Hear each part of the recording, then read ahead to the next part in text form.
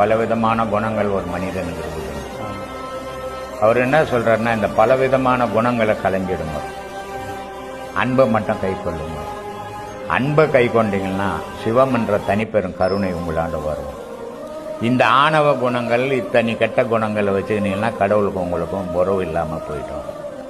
அதனால தனிப்பெரும் கருணை உங்களுக்கு போகணும்னா நீங்கள் அன்பை கை கொள்ளணும், ஆணவத்தை கை கொள்ளக்கூடாது அப்படின்னு வள்ளலார் சொல்றாரு.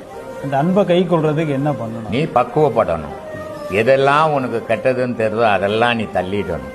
இது கெட்டது, இதுவா நான் ஒருத்தரை திட்டுறோம், இது திட்டக்கூடாது, அன்பா இருக்கணும் அப்படின்னு நீயே அதை கடைபிடிக்கணும். அந்த கடைபிடிக்க உனக்கு தெய்வ உறவுகள் கிடைக்க ஆரம்பிக்கும்.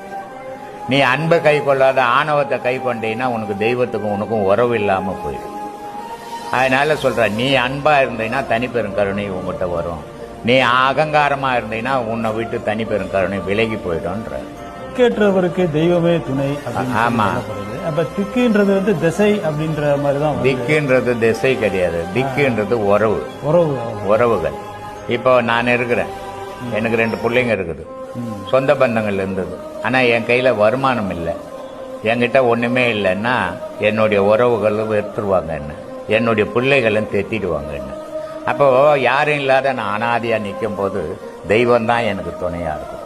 அதனால்தான் நான் சொல்லியிருப்பேன், நல்லா இருக்கும்போது குடும்பத்தை ஒரு கையில் பிடிங்க, கடவுளை ஒரு கையில் பிடிங்க. குடும்பம் ஒரு நாள் உங்களை வெளியே தள்ளும், அன்னைக்கு தெய்வத்தை 2 கையில் பிடிங்கன்ட்டு. இதுதான் திக்கற்றவருக்கு தெய்வம் துணைன்றது.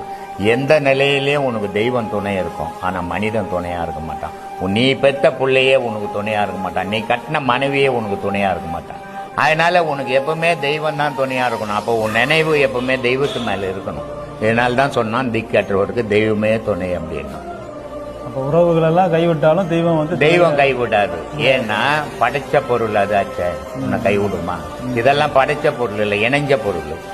இணைஞ்ச பொருள் எப்பவும் பிரிஞ்சு போயிடும், ஆனா படைச்ச பொருள் பிரியாது. இப்போ பெத்த அப்ப நீ, ஆனா உன்னை தெத்திடுறான் புள்ளக்காரன். ஆனா அந்த புள்ள தெத்தனா கூட ஊமானம் அந்த புள்ளையே நாடி இருக்குது. காரணம் என்ன? படைச்சது நீ, அதனால ஊமானம் நாடுது. ஆனா படைச்சது அவன் இல்லை, அதனால உன்னை தெத்தி விடுறான்.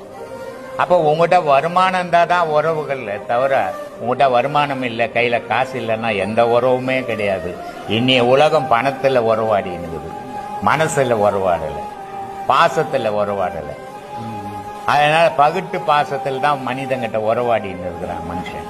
உங்ககிட்ட ஒண்ணு இல்லைன்னா 10 பேரும் உன்னை வெறுத்து தள்ளிடுவான், நீ உலகத்துக்கே உதவாதவன் தள்ளிடுவான். அது மாதிரி நேரத்தில் கூட தெய்வம் துணையா இருக்கும்ன்றது தான் திக்கேற்றவருக்கு தெய்வம் துணை என்று.